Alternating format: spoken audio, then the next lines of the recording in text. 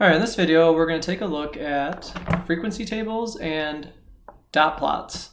So these are a special way to represent data, and we'll look at how to create them and then answer questions off of them.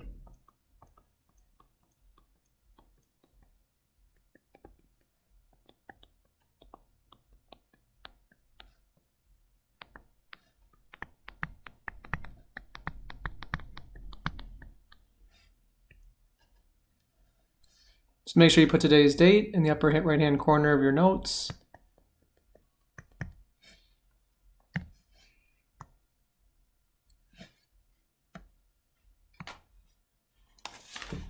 All right, so how we use frequency tables is normally just based off some data that you have. So let's say, for example, these are the shoe sizes of a class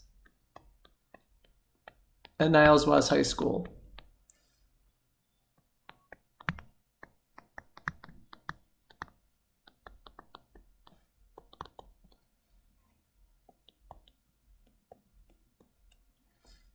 So we have a size 6, 8, a size 10, 12, 8, 7, 7, 7, 6, 9, and another size 12.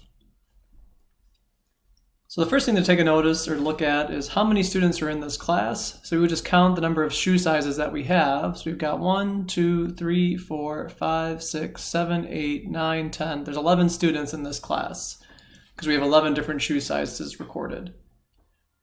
When you're making a frequency table just, you create a table.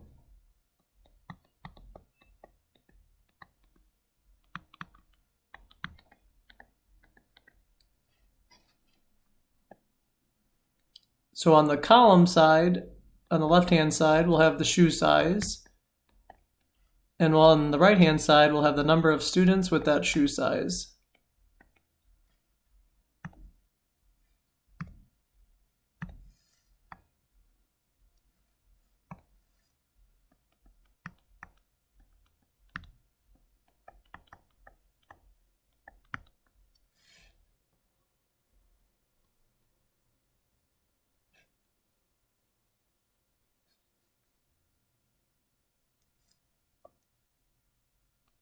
So we'll start with size 6 because that's the lowest number, and we'll count up to the highest number.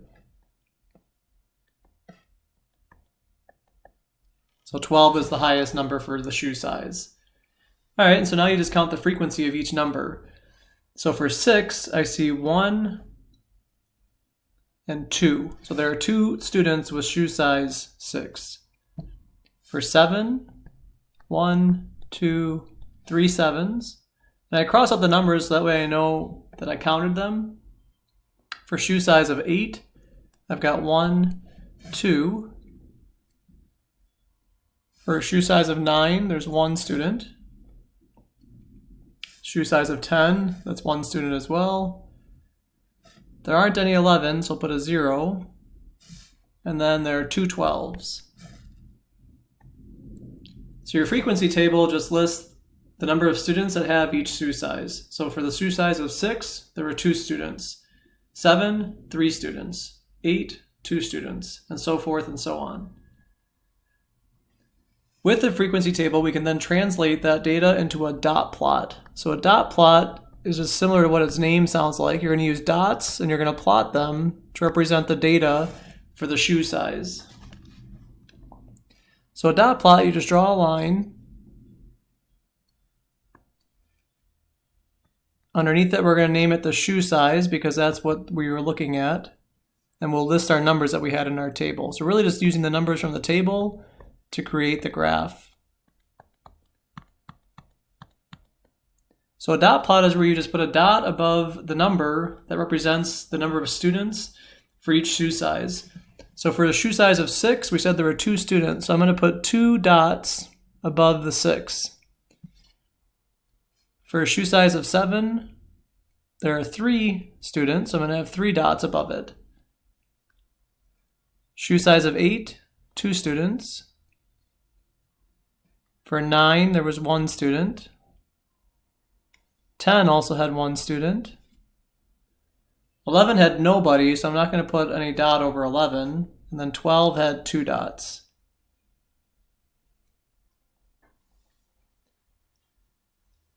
So this is just a dot plot of that data. And again, we should have 11 students. 1, 2, 3, 4, 5, 6, 7, 8, 9, 10, 11. So we're good. So our numbers add up to the number of students that were in the class. So why is this helpful for us? Because now we can answer some questions just using our dot plot or our frequency table. So for example, a really easy question to see is, what is the most frequent shoe size?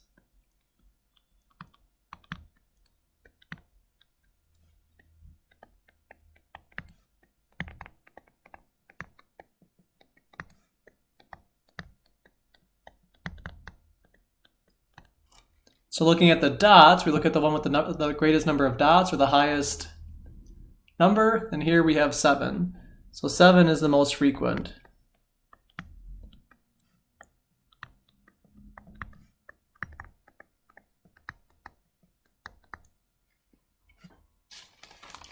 We can also calculate what's called the range. So what is the range of the data?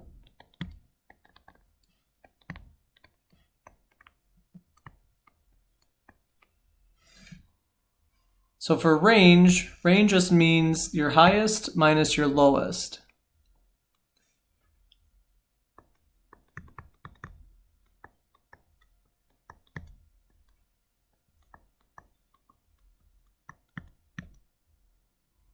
And we can see that in the graph. The highest number we have is a 12, and the lowest one we have is a 6. So the range here would be 12 minus 6, which equals 6. So the range of the data is over 6 numbers. Then you could also count or use the chart to help you answer some questions such as like, how many students have shoe sizes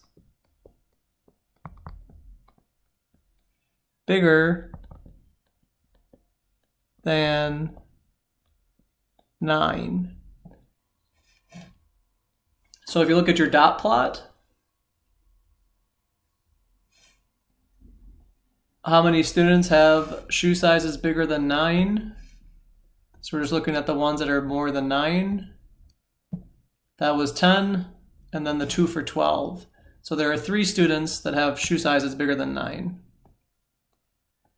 So dot plots are useful in answering some questions that we've listed, where you can find what's the most frequent. You can look at the range, and then you can answer specific questions about numbers that are greater than or less than a particular value. And this is another way of representing data. This is a frequency table and a dot plot.